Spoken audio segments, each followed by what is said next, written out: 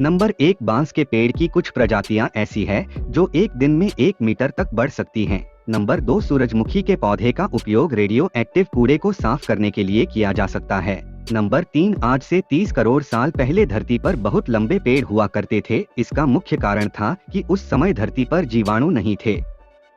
Number 4, बाओबैब का पेड़ अपने तने में लगभग 32,000 गैलन पानी को जमा कर सकता है। नंबर 5, तितली फूलों का स्वाद अपने पैरों से पता लगाती है।